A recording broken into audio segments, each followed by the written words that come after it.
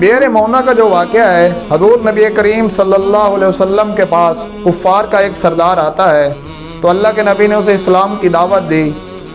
اسلام کا پیغام پہنچ دیا، تو اس نے مسلمان نہ ہوا اور اسلام قبول نہ کیا۔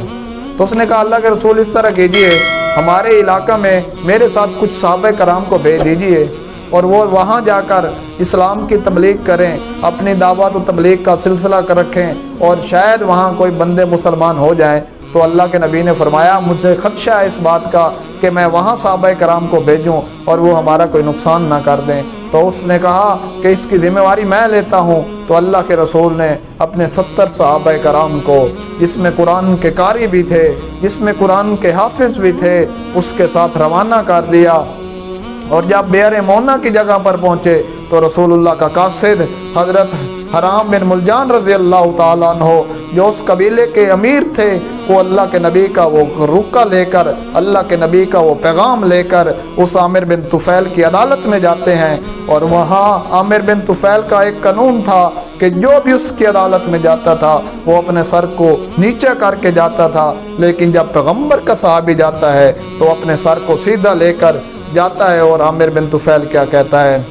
آپ کو پتہ نہیں، جو بھی میری اس عدالت میں آتا ہے اپنا سر نیچے کر کے آتا ہے اور تم نے سیدھا اپنا سر کر کے آئے ہو۔ حضرت حرام بن ملجان رضی اللہ تعالیٰ عنہ نے فرمایا کہ جب سے رسول اللہ کا کلمہ پڑھا ہے، جب اللہ کے نبی کے مرید ہوئے ہیں، جب سے اس دن سے یہ سر صرف جھکتا ہے تو اللہ کے آگے جھکتا ہے۔ یہ کٹ تو سکتا ہے لیکن اللہ کے علاوہ کہیں جھک نہیں سکتا۔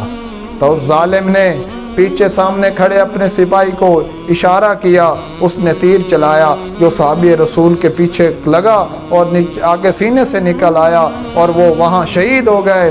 اور جب خون نکلا، بخاری میں یہ الفاظ موجود ہیں، انہوں نے اپنے ہاتھ میں خون لیا، اپنے سر پہ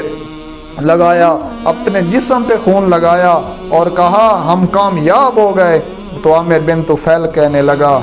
یہ کیسے پیغمبر کے صحابہ ہیں، یہ کیسے ایمان والے ہیں، یہ کیسا نبی ہے ان کا کہ جب ان کو موت آتی ہے، ان کو مار دیا جاتا ہے تو اپنے آپ کو کامیاب کہتے ہیں۔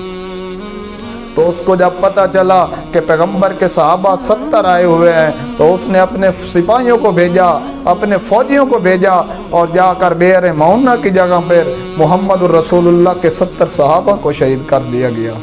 اور جب یہ اطلاع رسول اللہ تک پہنچی، آقا کو اس بات کا بہت دکھ اور افسوس ہوا۔ ایک حدیث میں آتا ہے کہ پیغمبر جو بئر مونا پر صحابہ کرام کو شہید کیا گیا تھا، ان ظالموں کے لیے 1 مہینہ تک اپنی ہر نماز کے بعد